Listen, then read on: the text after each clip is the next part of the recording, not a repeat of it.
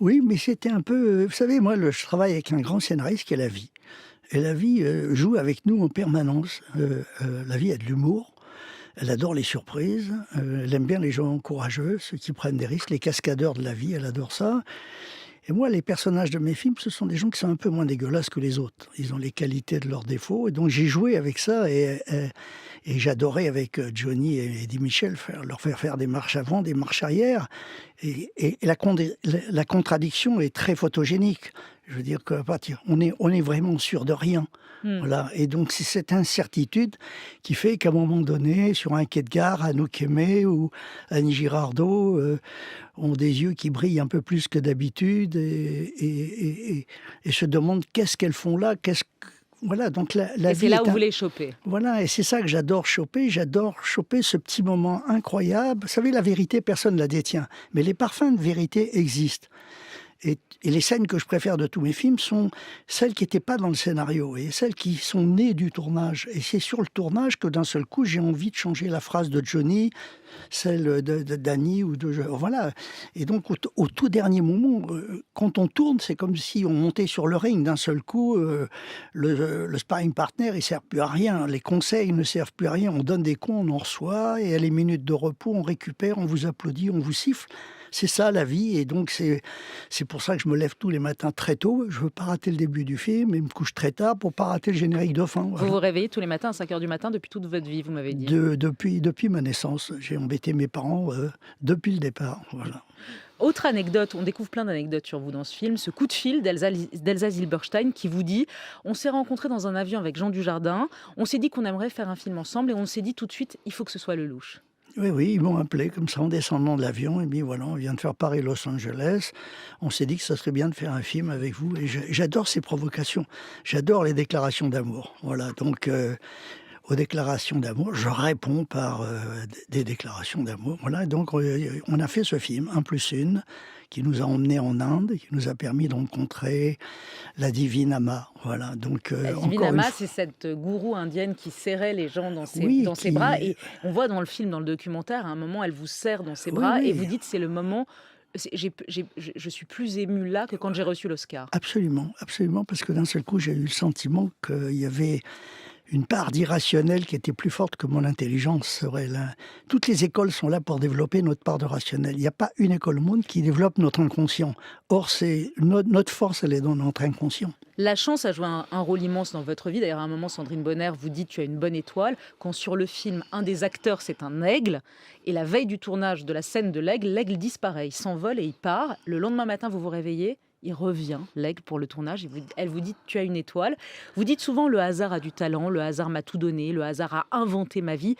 Le hasard, vous connaissez la phrase, c'est le nom que Dieu prend quand il veut passer incognito. Absolument, absolument. Je suis tout à fait d'accord. Tout à fait d'accord. Non, c'est vrai que c'est mon agent personnel, c'est la personne qui m'a donné les meilleurs conseils avec le juste milieu. C'est pas mal aussi le juste milieu. On marche sur un fil quand même. Il faut pas essayer de. Vous aimez bien le juste milieu, vous ? J'adore ça. Ah bon ? Oui, j'adore ça. J'adore ça parce que moi, je fais les films du milieu. Le juste milieu m'a donné toutes les réponses dont j'avais besoin. Non, j'aime bien le juste milieu parce que il est fou et puis il ose tout, mais il a aussi quelques freins. Voilà, vous savez, une voiture, si elle n'a pas de frein, ça sert à rien. Philippe Azoulay, le réalisateur, dit dès les premières secondes du documentaire « Si Claude Lelouch est un géant au panthéon du cinéma français, il n'en suscite pas moins des réactions controversées. Il a fait tourner les plus grands comédiens et pourtant il est parfois bien vu de le détester, de dire qu'il est mégalo, naïf, voire mièvre. Mégalo, naïf, mièvre, ça vous a blessé quand on a pu dire ça de vous, de certains de vos films, où vous vous en foutez, voire vous revendiquez une forme de naïveté dans le cynisme ambiant ? Alors écoutez, la seule chose que je connais un tout petit peu, c'est le cinéma. Et donc, mon pire critique, c'est moi. Voilà. Vous savez, il y a un seul critique qui compte, c'est le temps qui passe. Et ce critique a l'air sympa avec moi en ce moment.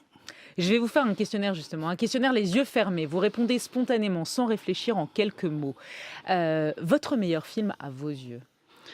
C'est celui que je n'ai pas encore fait, celui que je prépare, celui qui va me donner envie d'arrêter ce métier. Quand je l'aurai vu, je dirai tiens, je ne peux pas faire mieux. C'est ce jour-là que je vais m'arrêter. Quelqu'un qui n'a jamais vu un Lelouch dans sa vie doit voir lequel ?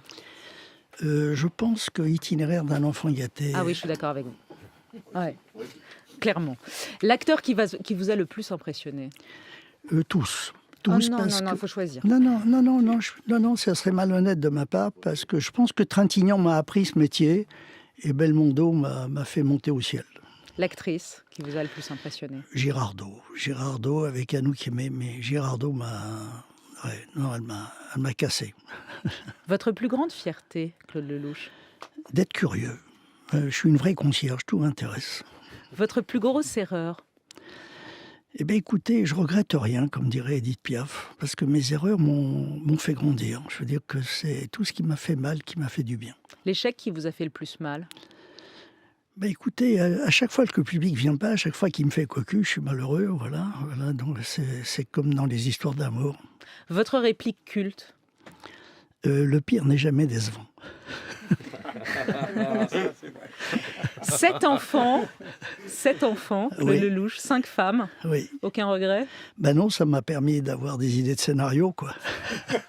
Vous dites dans le documentaire, il y a un moment dans la vie où on fait les premières fois et un moment où on fait les dernières fois. En ce moment, je suis à l'âge, vous avez 84 ans, je précise, où je peux filmer les dernières fois.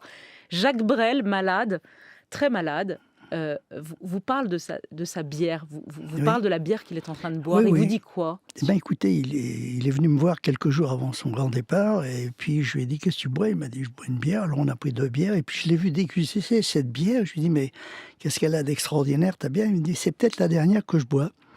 Et depuis que je fais les choses pour la dernière fois, jamais j'ai autant apprécié la vie.